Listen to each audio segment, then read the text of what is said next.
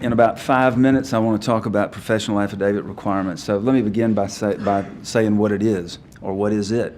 In South Carolina, unlike North Carolina, there is a statute that says if you want to sue a professional, then you got to file an affidavit from another professional saying that there is some negligence. And the statute lists 22 types of professionals. And lest you think that by having big cases that are in faraway places that I'm all highfalutin, let me also tell you that my practice includes veterinary malpractice defense, which I have done since I was probably a second-year associate in 1989. Usually they're magistrates court actions. Usually it's somebody took Fluffy the cat in for a tooth cleaning and it died. And the measure of damages in South Carolina is what could you sell a live 13-year-old cat for? Probably, and you know, they're nothing cases, and I just can't turn them down. I'm just incapable of saying no. So and in fact, I don't always handle them myself, but we do handle them. And inevitably, a person is mad, and in magistrate's court, you can bring your action yourself. So they go file a complaint with probably a help from the clerk in the magistrate's court, and they don't get an affidavit. And so we go and make a motion to dismiss, and it's dismissed, never more to be heard from. So the purpose of the statute is achieved, and the purpose is to weed out frivolous claims. And it's not to say that your pet's unimportant, but it is to say that when a layperson is burdening the court with something that's worth $500, it's probably not the kind of thing that we ought to really be arguing about. And unless they're going to go to the trouble to get another veterinarian to sign an affidavit saying that there's been veterinary negligence. So, as I said, in terms of prevalence, South Carolina's got it, North Carolina doesn't. And essentially, you have to say there's been negligence. There's a case in the materials that I included that has been decided that says you don't have to say there's proximate cause. You just got to say he did something wrong, and that's good enough. And where I have come into contact with this sort of in a more realistic situation is where I'm representing a developer who got sued for a house that was on a lot that settled. And so I wanted to sue the soils engineer. And I put the affidavit, by removing the names to protect all parties, I put the affidavit that I used in the material so you can see I really develop it. I lay out the whole thing so that you can imagine my soils engineer doesn't like being the helper to sue one of his colleagues that's a soils engineer, and so it's got to be a pretty open and shut case. So I bring the third-party complaint saying my developer relied on this soils engineer before saying that they would declare the subdivision ready to be built upon. And so it gets a real workout, and it gets real scrutiny. And this, like I said, the Supreme Court has said that you don't have to allege proximate cause, so it doesn't get enormous scrutiny. Probably the most interesting aspect of this is, and I won't get into much detail on this, but how does the statute of limitations interplay with a dismissal where somebody forgot or didn't know that they had to file an affidavit?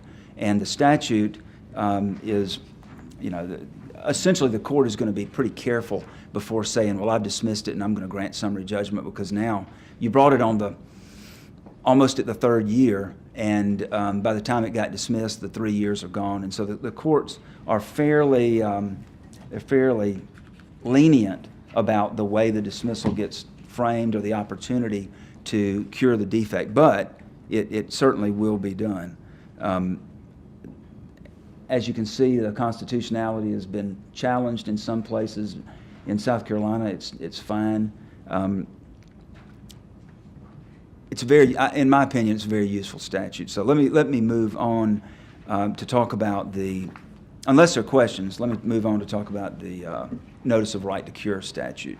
Anything on professional negligence? Okay.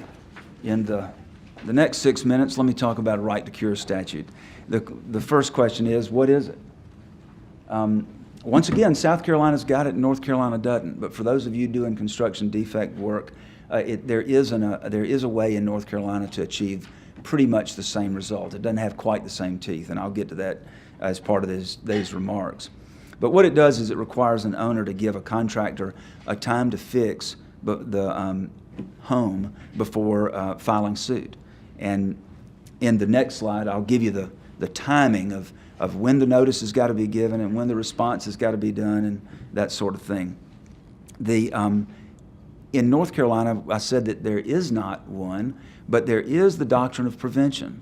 And I hate to use this almost unintelligible sentence, but the doctrine of prevention means that the non-occurrence of a condition, if you made a material contribution to the non-occurrence of a condition precedent, then the doctrine of prevention applies. And what that means is, in real language, if I'm telling Trey's my builder, and I say, Trey, you need to come fix this.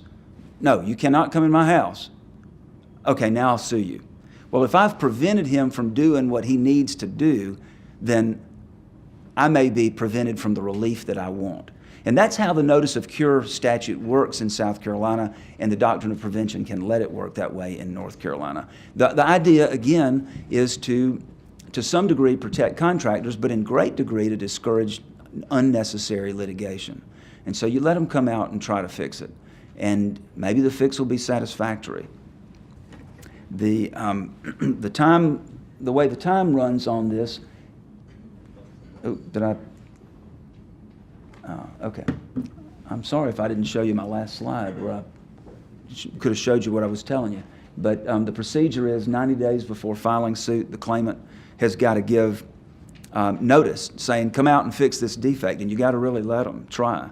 Unless you you got to really let them try. That's the best practice. Then 30 days after notice, the contractor can come out, inspect, remedy, settle, or deny the claim. And then if he's denied the claim, then you're free to go to litigation. But if he's made an offer, then the homeowner's got to respond in 10 days.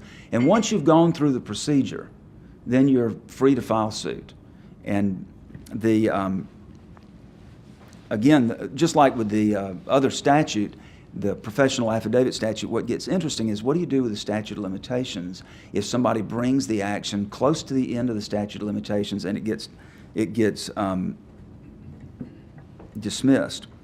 And the statute, I actually brought the statute with me up here. It's quite a lengthy, well, maybe I did. Yes, I did. It's right here. It's quite a lengthy statute, but what it does is it goes into exactly what happens if it's going to be dismissed and exactly how you get to fix it. So, for example, it says, the contemporaneous filing requirement of subsection B does not apply to any case in which the period of limitations will expire or there's a good faith belief it's going to expire unless within 10 days of the filing of the complaint, unless, and then it goes on and tells you exactly how to deal with it. So it's not exactly a trap for the unwary, but the court's patience with failure to comply with this statute is not unlimited. It tries to balance it so you're not throwing plaintiffs out of court unfairly, but yet still providing the protections that the legislature thought was necessary. And again, North Carolina just doesn't have one. Might be a useful tool. It's really interesting to practice in both states and see that North Carolina, for example, has got a 6-year statute of repose, really aggressive, business-oriented statute of repose, yet it doesn't have this notice of right to cure. So each state's dealing with these claims, I guess, the way that they think best. Any questions about the right to cure statute?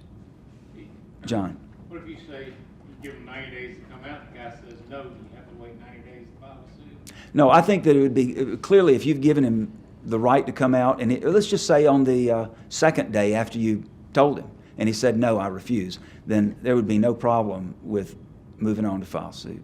I wouldn't see a problem with that. Because you don't need to do a thing that makes no difference. Right to cure clock starts upon notice? Yeah, that's what triggers it.